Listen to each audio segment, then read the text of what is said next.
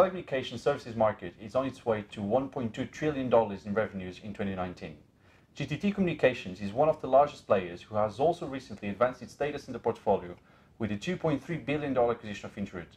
Joining me today is CMO Gina Nomellini to talk about the market and how the company's strategy is going to change the gameplay within the telecommunications sector. Gina, thanks a lot for talking to me. Thank you. GTT was funded in 2005, so let's maybe go through an historical journey and understand what happened in the last 15 years. Sure. It's been quite an eventful journey over the period in time.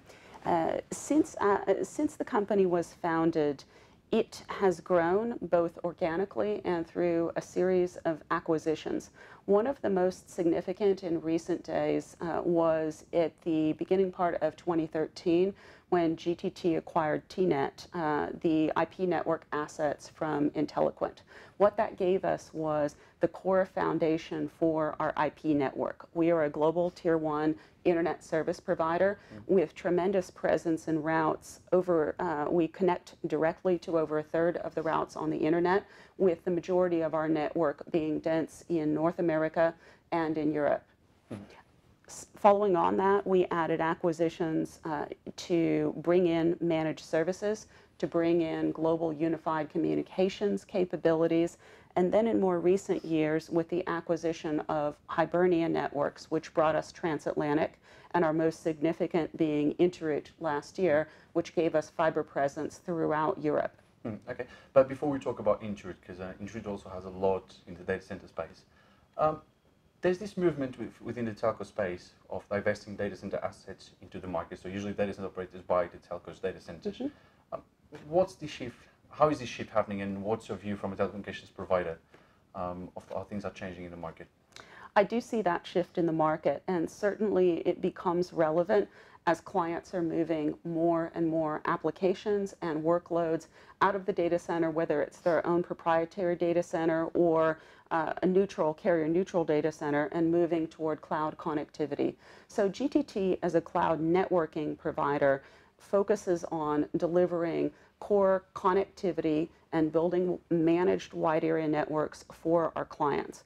That includes managed direct connectivity to the cloud wherever the client wants to connect in the world. We do have data center assets primarily in Europe and a couple of those assets in North America.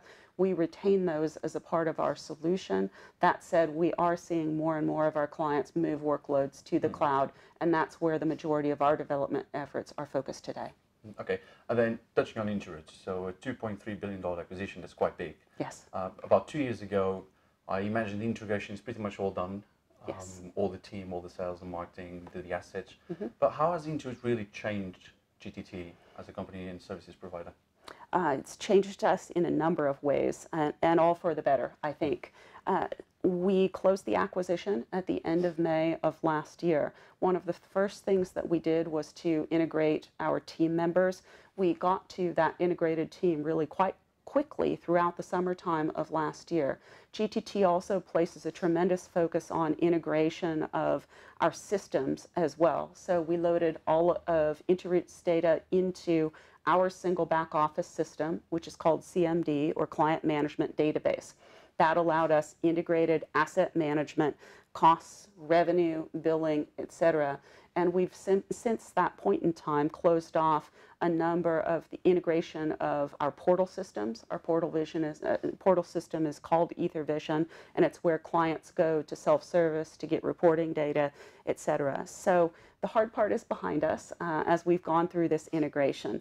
But more importantly, the integration transformed the landscape of GTT.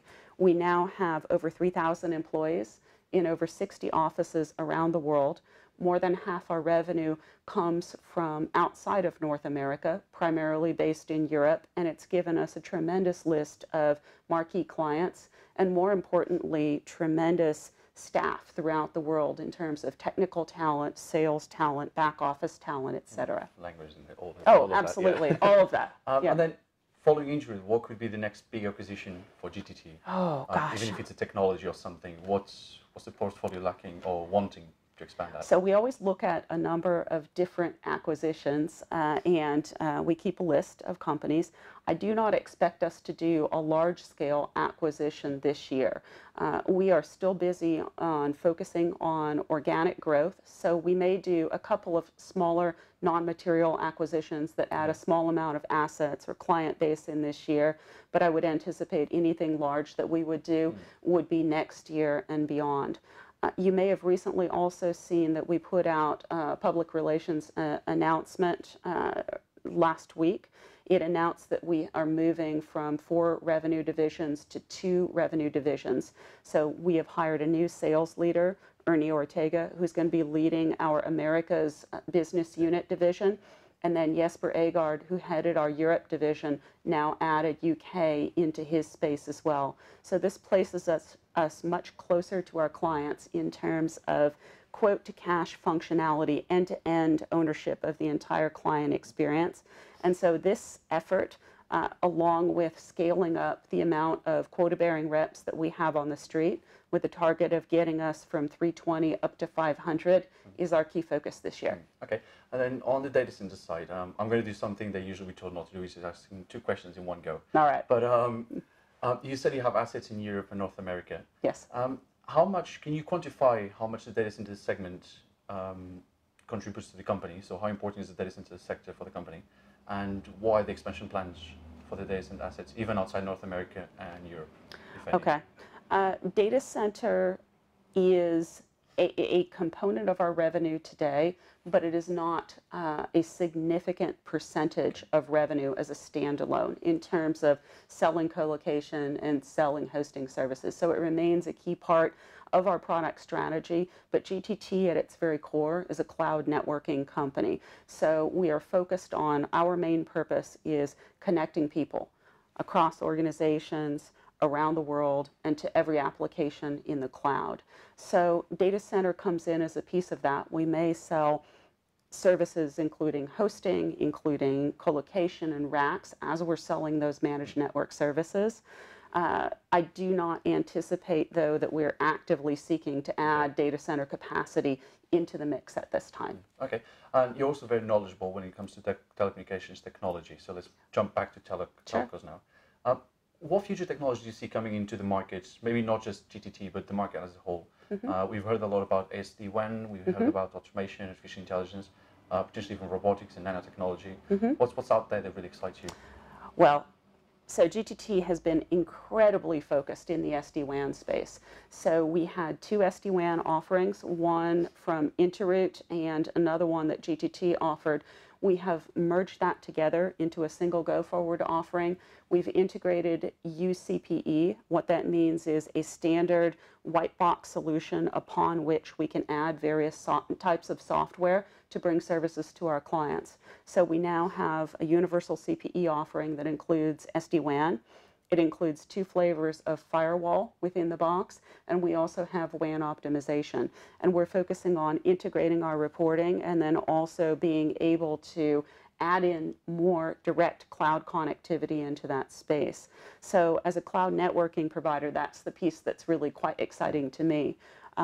When I think about the other technologies that you mentioned, such as artificial intelligence, Internet of Things, etc., these are technologies that I see our clients deploying, and it's incredibly important because SD-WAN enables those technologies. It allows us to efficiently monitor their applications, prioritize bandwidth, and ensure that they get the best performance for traffic as it goes to the cloud as they're ramping up their workloads. What's edge computing for you?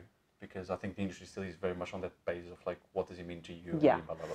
In GTT's parlance, edge computing focuses on the intelligence and the routing capability that we put at the edge of the network. So our SD-WAN product absolutely is focused in this area.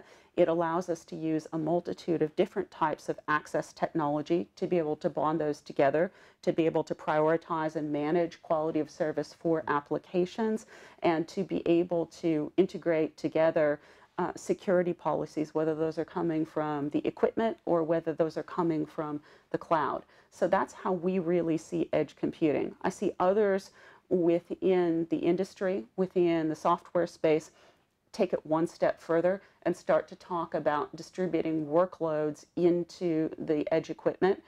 Eventually we may go there, but right now we're very, very focused on that managed cloud networking instance that's within SD-WAN. Okay, and then as someone that has been really embedded in the telco space for many, many years, well, 15 years, I think, what do you think is the biggest challenge the industry faces today, which could be anything from diversity to shortage of talent to technologies to advancement? What's the biggest challenge? That's a great question.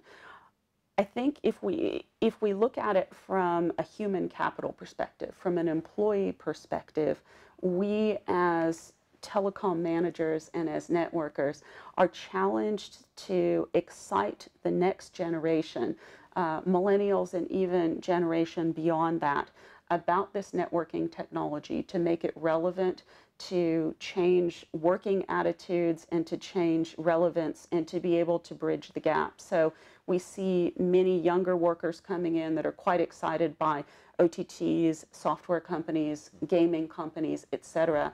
And for us to be able to bridge the gap to make cloud networking relevant to those workers, to be able to engage the next generation is incredibly important to us.